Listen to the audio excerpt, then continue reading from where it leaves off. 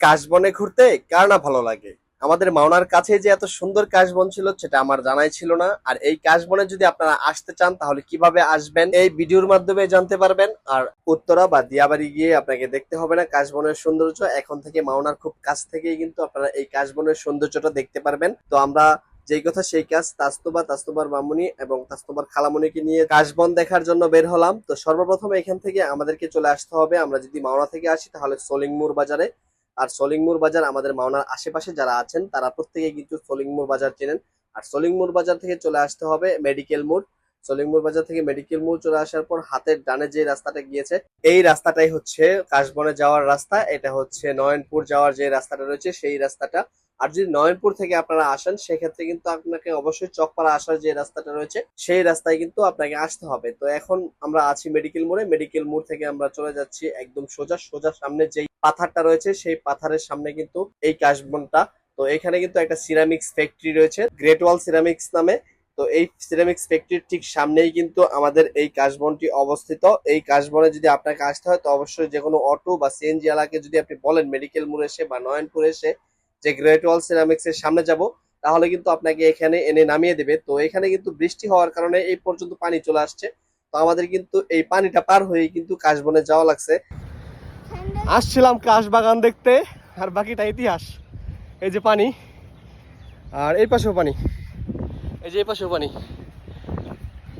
পানি পার হয়ে যেতে হবে আমাদেরকে কাশবন দেখার জন্য। তাস্তবা, কোথায় যাও তুমি?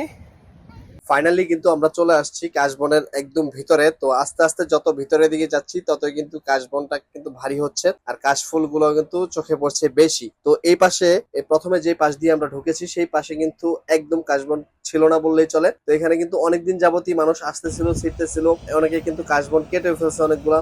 তো এখানে কিন্তু অনেকটা এরিয়া জুড়ে থাকার কারণে কিন্তু এই কাশবন গুলো এখন পর্যন্ত রয়েছে। তো আমরা আস্তে আস্তে কাশবনের ভিতরে ঢুকতেছি। তো এখানে আসলে কিন্তু আপনারা অবশ্যই পর্যাপ্ত পরিমাণ সময় নিয়ে আসবেন, কেননা হচ্ছে এখানে যে জায়গা সম্পূর্ণ ঘুরে দেখতে আপনার ন্যূনতম 1 ঘন্টা সময় লাগবে। আপনার ছবি তুলবেন, ফটো ভিডিও সবকিছু করতে তো আপনার 1 ঘন্টা প্লাস সময় লাগবে। তাই আপনারা দিনের আলো যখন থাকে তখন আসার চেষ্টা করবেন। তখন আসলে কিন্তু এখানে ছবি ভিডিও সবকিছুই কিন্তু সুন্দর হয়। এখানে আসার পর অনেক বড় বড় সেলিব্রিটির সাথে দেখা হয়ে গিয়েছিল। তো আমার সাথে ছিল আখি লাইফস্টাইল ব্লগের ওনার আখি। তো আখিকে দেখে কিন্তু অনেকে চিনেছিল যে উনি হচ্ছে আখি লাইফস্টাইল ব্লগের, কেননা হচ্ছে ও যেহেতু বর্তমানে আমাদের গাজীপুরে যতগুলো কন্টেন্ট ক্রিয়েটর রয়েছে সব কন্টেন্ট ক্রিয়েটরের মধ্যে থেকে মোটামুটি একটা অবস্থানে আছে। তো এখানে কিন্তু কাশফুল নিয়ে আমি খেলতেছিলাম। তো এখানে কিন্তু কাশফুল গুলো দেখতে অনেক ভালোই লাগতেছিল। তো আপনারা যদি আসেন এখানে অনেক মজা করতে পারবেন। এই কাশফুলটা একদম দিয়াবাড়ি এবং উত্তরা থেকেও বেস্ট, জাস্ট ফর ইউ। আর কাশবনে যদি আমার মতো আপনারা প্রিয়জন নিয়ে ঘুরতে আসেন তাহলে কিন্তু আমার মতো এইভাবে ফুল দিয়ে কিন্তু প্রপোজ করতে পারবেন। আর কাশ ফুল দিয়ে প্রপোজ করা দেখে তাস্তবার মামুনি কিন্তু খুব খুশি হয়েছিল, যা আপনাদেরকে বলে বোঝাতে পারবো না। এই পর্যায়ে আমরা কিছু ফটো এবং ভিডিও শুট নিচ্ছিলাম। এখন কিন্তু আমাদের সাথে একটা মারাত্মক ধরনের দুর্ঘটনা ঘটতে নিয়েছিল, সেটা আপনাদেরকে ভিডিও শেষে বলে দিচ্ছি। তো এখন আমাদের ভিডিও শুট এবং ফটো গুলা দেখতে থাকেন আপনারা, তাহলে অবশ্যই মজা পাবেন। আর আপনারা এখানে আসার জন্য কিন্তু পাগল হয়ে যাবেন। আর ভিডিওটা যদি ফার্স্ট টু লাস্ট দেখেন, ভাইরে ভাই আপনাদেরকে কি বলবো, আমি নিজে দেখেই তো ফিদা হয়ে গেছি। আমি ভাবছিলাম কিরকম আর হলো কিরকম। আমি ভাবছিলাম হয়তো বা অল্প একটু জায়গা জুড়ে কাশবন রয়েছে, এখন দেখি বিস্তৃত এলাকা জুড়ে কাশবন। তো কাশবন দেখে আমি তখন চিন্তা করলাম যে আমি কাশবন কতগুলো নিয়ে যাই। মন চাইছিল যে সবগুলো কাশবন যদি নিয়ে যেতে পারতাম বা কাশফুল যদি নিয়ে যেতে পারতাম। তো এখান থেকে আমি যখন ছিঁড়তে গেলাম তখন দেখি প্রচুর পরিমাণে শক্ত, যে শক্তর কারণে কিন্তু আমি দাঁত দিয়ে কেটে তারপরে কিন্তু কিছু কাশফুল নিয়ে আসছি। তো এখানে কিন্তু জাস্ট তাস্তবা বলছিল যে বাবা আমাকে কিছু কাশফুল এনে দাও, তার জন্য কিন্তু মূলত এই কাশফুল গুলো ছিঁড়া।